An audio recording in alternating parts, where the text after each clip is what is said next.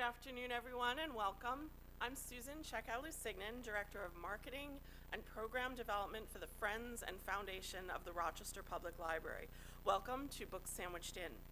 Please silence your cell phones at this time. Our thanks go to those who help fund programs like these through FFRPL, the dedicated FFRPL committee members who curate and organize these events, our guest speakers who so graciously share their time and talents with us, the library staff who help with our setup and production, and the thousands of people who attend each year, in person and online. We are live streaming the formal portion of today's program to the library's YouTube channel at Rochester Public Library, New York. If you need access to the induction loop service in the auditorium, please adjust your hearing aid to the T switch. FFRPL raises funds, presents programs, supports special projects, helps to create specialized spaces, and purchases supplemental materials and equipment for the Rochester Public Library. We also manage restricted funds that provide supplemental materials support to 62 eligible libraries in Monroe, Ontario, Wayne, Livingston, Orleans, and Genesee counties. We raise funds through our annual campaign, capital campaigns, grants, planned gifts, and revenue from book sales on-site and online. We present programs like today's Book Sandwiched In Review. We support special projects like RPL's online author talks. As the founding sponsor, FFRPL partners with the Rochester Public Library and the Library Speakers Consortium to present dozens of events with best-selling authors and thought leaders every year. Visit rockcitylibrary.org to register for the online talk with Nobel Peace Prize laureate Malala Yousafzai next Wednesday, October 22nd at 7 p.m. FFRPL purchases supplemental materials and equipment for the library, like the laptops for the new mobile library, RPL Go. And finally, FFRPL helps to create specialized spaces, including the Maplewood Community Library Renovation Project, which we will support through our Rock the Day campaign on December 2nd. Maplewood employs a new Americans librarian, and the branch offers citizenship classes as well as English as a second language classes, support services that obviously relate to today's book review. Thanks to our donors who make our work possible.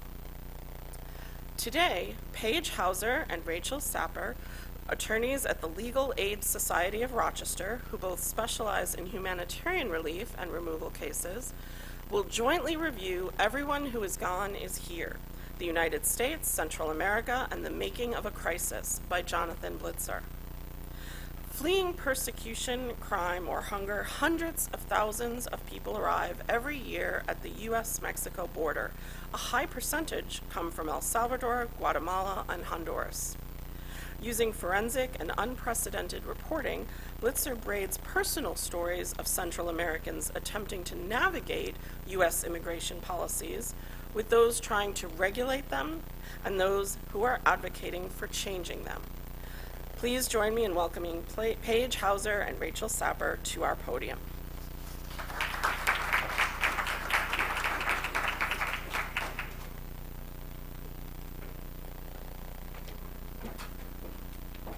Hi everyone, thank you so much for coming and welcome.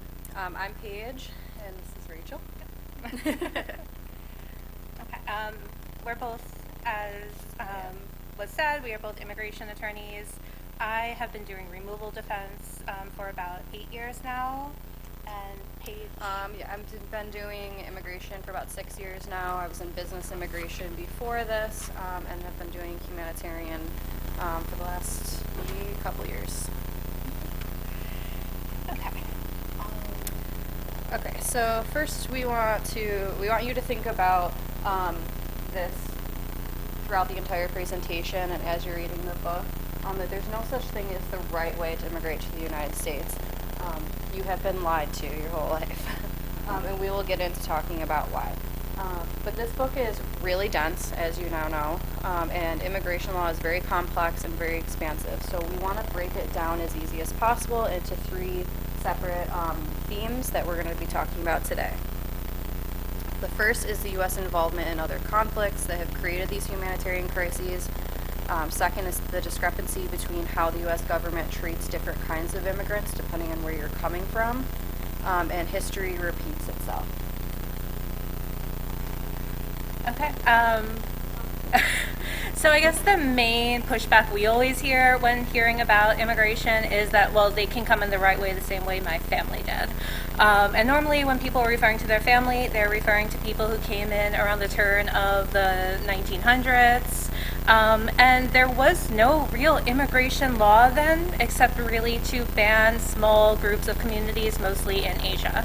So throughout the 20th century, American leaders, we always said we were a nation of immigrants, but there was no refugee asylum policy written into the law, and it wasn't really until the Immigration and Nationality Act until in 1965 when Congress contemplated the idea. So there were no refugees, there were no asylees.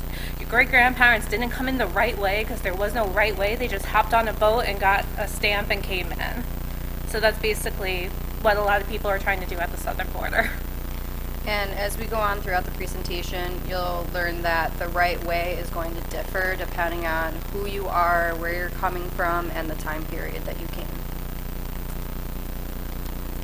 Okay, so first we want to give you just the definition of asylum before we go into more detail. This is someone who is in the U.S., you've presented yourself at the border, or you're already in the U.S., and you're unable or unwilling to return to your home country or avail yourself of the protection of. So that means that the government won't protect you from your persecutor. And it has to be based on race, religion, nationality, membership in a particular social group, or political opinion. And that sounds really simple, but it's not, because since 1965 we have been in court arguing about every single word in that definition. And even as of like this month, we get new guidance on what a particular social group is. It used to be a very wide definition, and it has recently been pigeonholed into very specific groups. Yeah. And so, for example, you might think fleeing a gang is fleeing a repressive government, because the governments in some of these countries are run by the gangs, but that is not persecution by a government official. If you wait until the country is too dangerous because you can't live, that's not the same thing as being harmed because of something inherent to you, so that's not equality. So if your entire village, the gang just went after your entire village, that's not enough for asylum, because they're doing it to everyone and not because of who you are as a person. So it's not as obvious as one might think. So the first theme that we're going to talk about is the U.S. involvement in other countries' conflicts and how it's created these humanitarian crises, and why certain groups of individuals from different countries are coming to the U.S. in higher numbers than in other countries.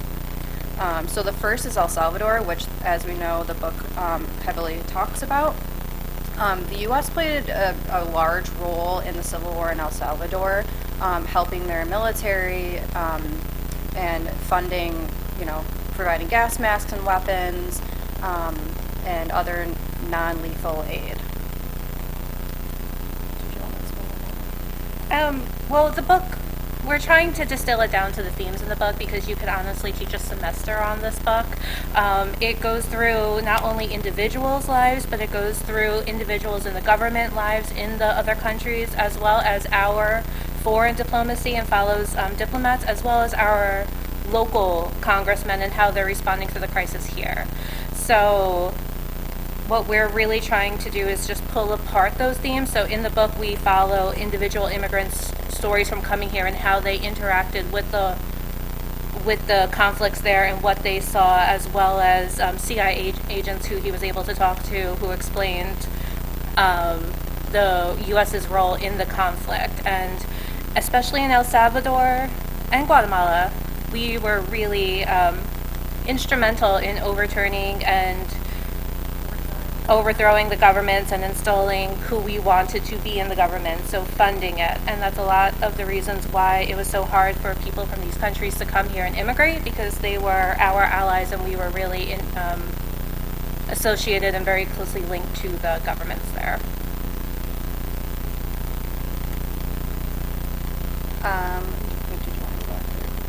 Well, we just did El Salvador. Yeah. I mean, Okay.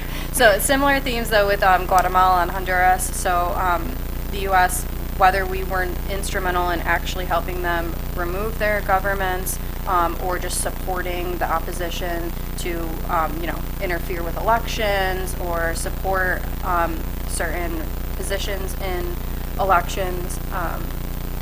In Honduras, they call it the de facto American military installation because we were so instrumental in overthrowing that government. and I think Guatemala with United Fruit is a great example because senators had stock in United Fruit. A lot of senators had siblings who worked for the United Fruit Company. The United Fruit Company basically ran the government of Guatemala, and then you had a progressive person running for office in Guatemala who wanted them to pay their taxes, and then Guatemala's like, nope, they're communists, let's overthrow them. And then we picked out the president, and when we didn't like that president, we picked out the next president, and so on and so on and so on.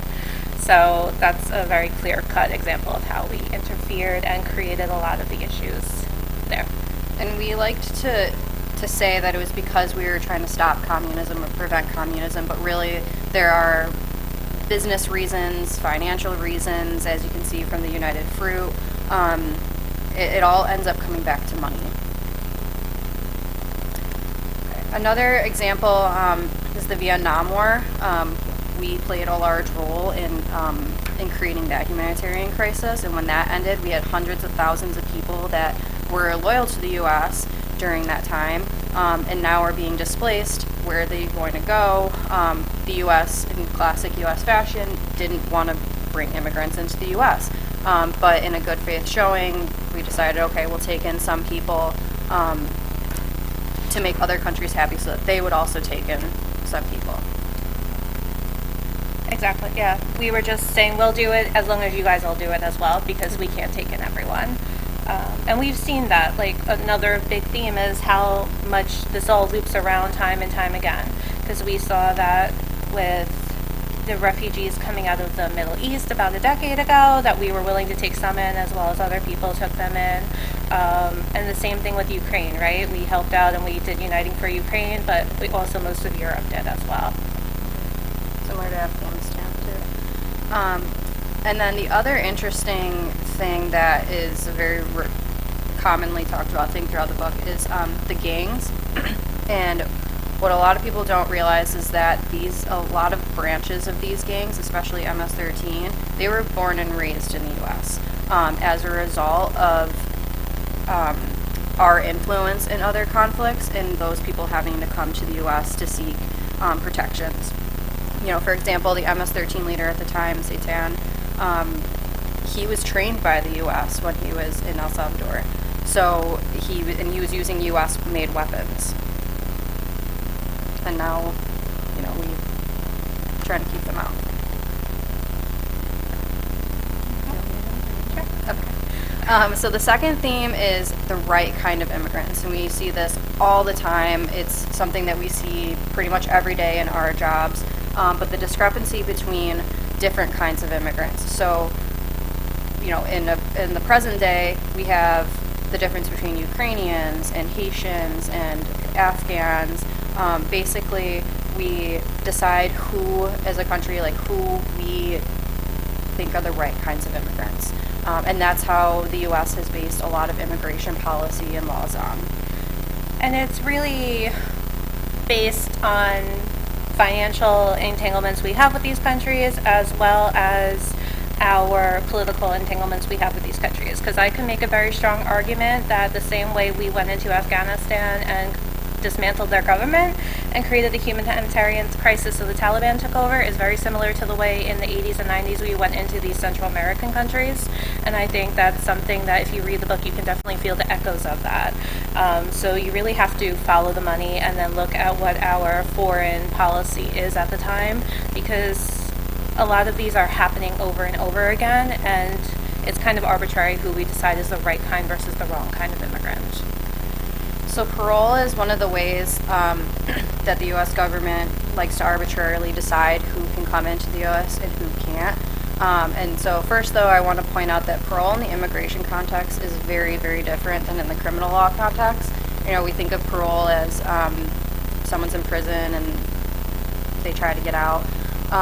This is just allowing someone into the U.S. They come to the border, they say they want to come into the U.S., and CBP or whoever is saying, okay, we'll let you come in and stay in the U.S. It's kind of like a legal, it's not a status. It's a legal fiction, and it's normally only about, sometimes I've seen it for as little as a day, just so they get a parole stamp, and sometimes, like with Ukrainians, they get it for 2 years and they can renew it. So it's very dependent, and like Paige said, it's not a status. It just allows you to come in, maybe get health insurance and work depending on how long your parole is for, but you can't adjust status from parole unless there's very limited circumstances, depending on the type, but that's really getting into the nitty-gritty of it. But it doesn't really do anything, and it's completely sort of arbitrary and based off of the government at the time. Who gets parole, they can stop it whenever they want. There's no real legal basis for granting it. The government can do with it what they will. And sometimes it really just depends on the officer that you get when you go to the border too. Maybe they had their coffee that morning and maybe they didn't. But the important thing is that there's no legal pathway to status.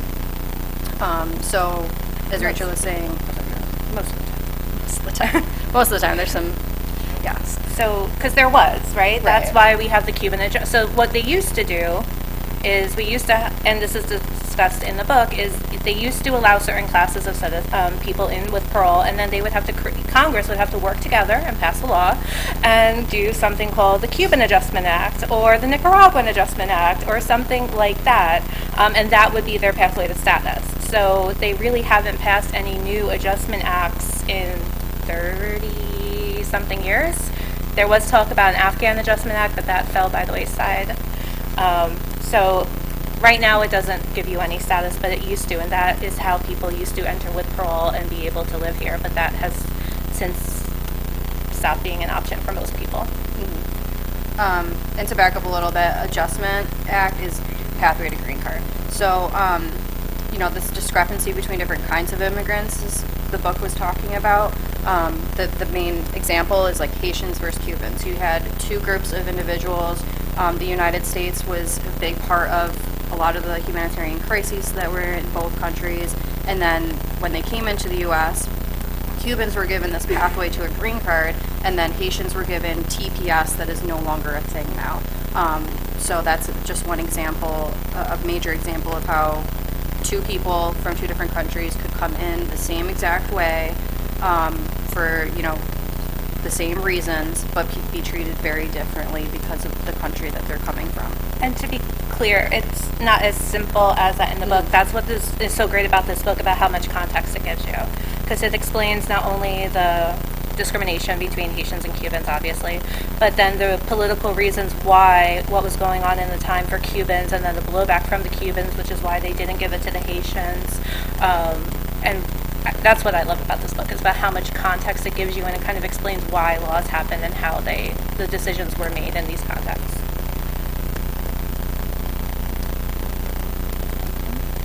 I think we got that all.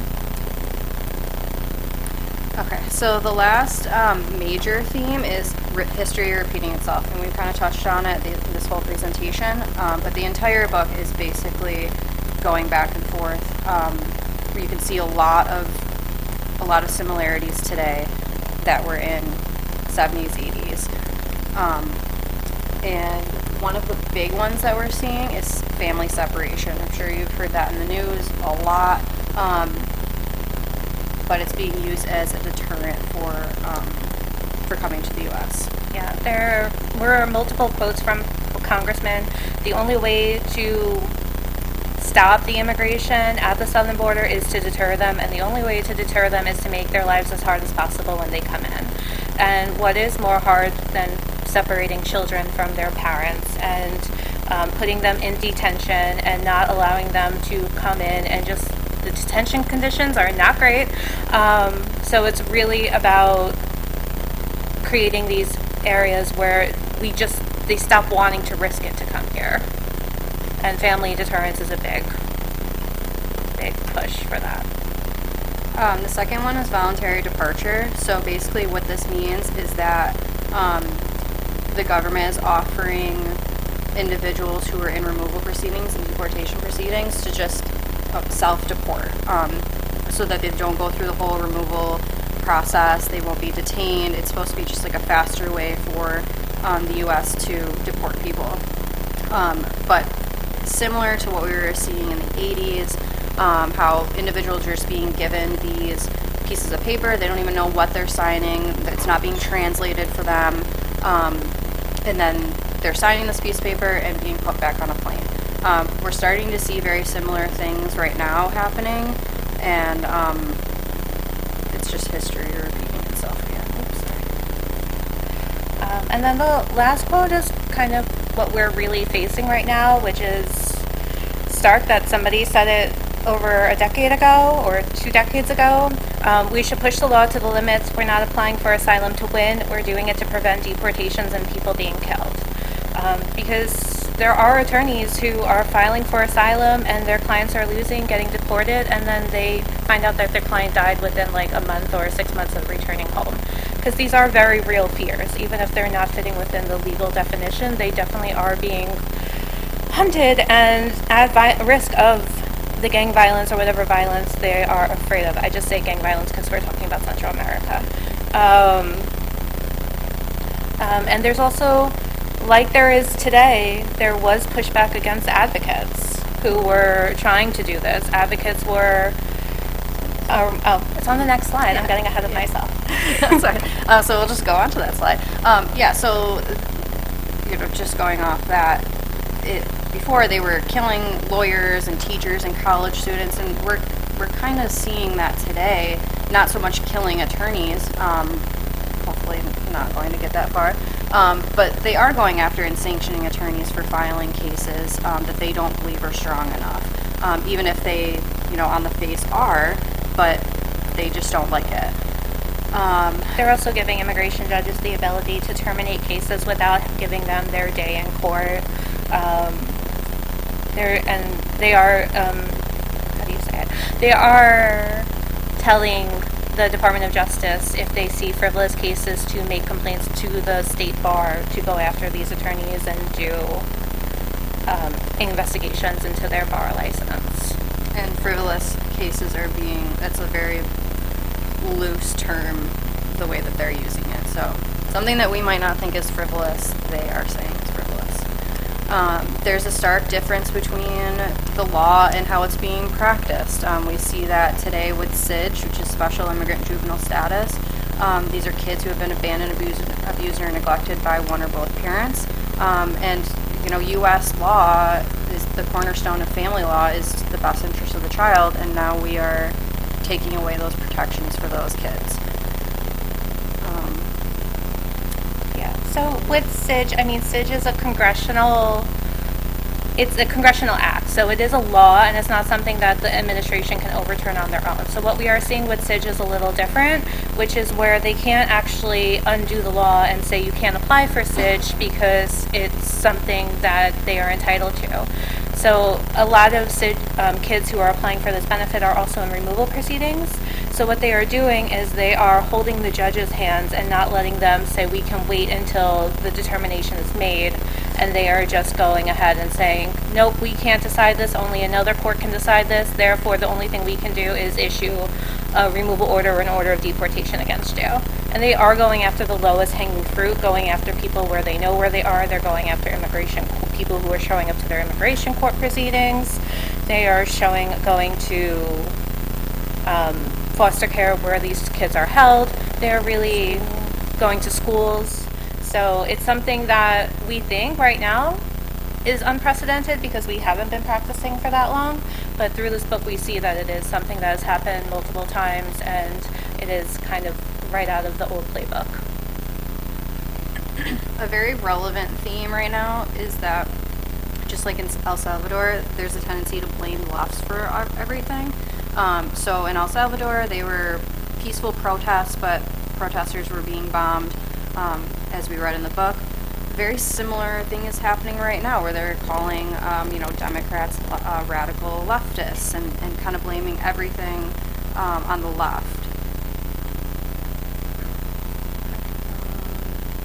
In 2002, there was they started making immigrants register, and it was a way to screen for terrorism, and that's very similar to what they tried to do a couple months ago, or a few months ago at this point, where they created a registry so that all immigrants had to be part of this registry, so that they knew who was in the country, screened for terrorism and everything. But really, the product of that is just more deportations and not really any results for what they said it was for. We're not really finding terrorists. Yeah. And I will say, a lot of immigration policies, because it changes administration to administration and it's handled by the executive branch, that there are all of these random laws that don't really get overturned. It's just the next president kind of stops pursuing them. So what this government is doing, and what we are looking at in the book, is that they are going after all of these laws that people have forgotten about and using them and reenacting them to the full extent, because of the because of where it is. It's fully in the executive branch, and even immigration judges are not judges the way we think of them. They are judges not elected by people or appointed by individuals. They are just government employees employed by the Department of Homeland Security. Yeah, they're not real judges. But we tell them they are. We tell call them Your Honor.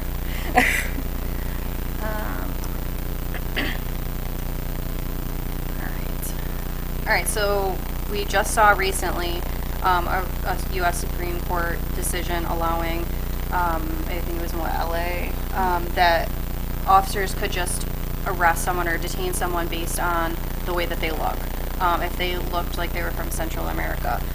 So this happened in 1975. It is now happening again.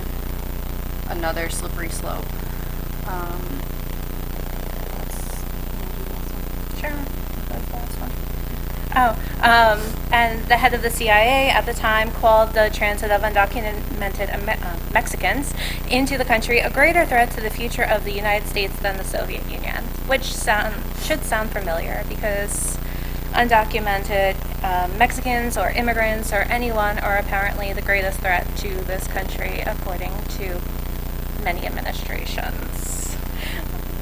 But it's fear-mongering, right? And it's taking advantage of people's misunderstanding of what immigration is, and especially legal immigration, because it is so complex and there are so many different rules and regulations, and it changes. I mean, one of my colleagues makes a joke that her legal advice is only good till 4 p.m. that day because the constant policy changes. So it is hard to keep up with, and it's easier to make broad statements than to teach somebody or explain to them the intricacies. But immigrants make America great. And the arc of history is long, but it does bend towards justice. I feel like it only bends towards justice as long as we're pulling it that way. And ironically embroidered into the Oval Office carpet, this quote. It's very ironic. Yeah. I wonder what they put on top of that. Something gold. Something gold, yeah. Okay, so before we get to questions, there's just a few closing remarks that we want to make. The first is that we can make a difference in our activism, getting involved, go to protests, rallies, support different groups that are doing this work, whether it's volunteering or providing any financial support. Yeah, especially the knowing your rights, and really, even if you're not an immigrant or involved in the immigrant community, we're seeing just random people videotaping and saying, "Where's your warrant?" and it making a huge difference. So by knowing what an administrative warrant is, what a judicial warrant is, really knowing what their rights are, having those little red cards to pass out to people, just being as much of a supporter and a friend to the immigrant community can really help. I mean, what happened in Park Ave the other day, like everyone showed up and ICE did leave and some of the immigrants were not taken away, so I'm not going to say anything about the tires being slashed. And just staying informed. I cannot get over how many people I talk to that they're like, "Oh, I didn't hear that happened," or "What's going on?" And it's like, it's very frustrating when these major things are happening and not everyone is paying attention. So pay attention, continue reading, especially banned books, super important. The resilience of people who have been through horrific things. We both have really heartbreaking stories that we could have shared with you, and we could do that for hours on end, but this is a lunch thing and we don't want to put you off. But our clients, what our clients have been through, they don't want to be here if they didn't have to be here. Nobody wants to leave their home. Nobody wants to leave their friends, their family, learn a new language, abandon everything they had to know, they ever knew. They are coming here because they had no other choice. And the people who make it here and come here, they're normally the most well-off and the better educated of the general population. So it's even more horrible to imagine what is actually going on back home and who can't make it here. They wouldn't be here if they couldn't. Just like in the book when Juan was talking about how he didn't apply for asylum for years because he always planned on going back home. He didn't really want to be here. He was just trying to survive. That's the same thing that all of these people are experiencing right now. And an important quote from the book that I personally loved was, "Woe to our society if to be human becomes a heroic act." I think this is really powerful because it's just saying, like, to just do your basic human, have those emotions and empathy, shouldn't be, the bar is very low if that's what we're going for. So let's raise the bar. Do you have anything else before you let go? Does anybody have any questions? Oh, yeah.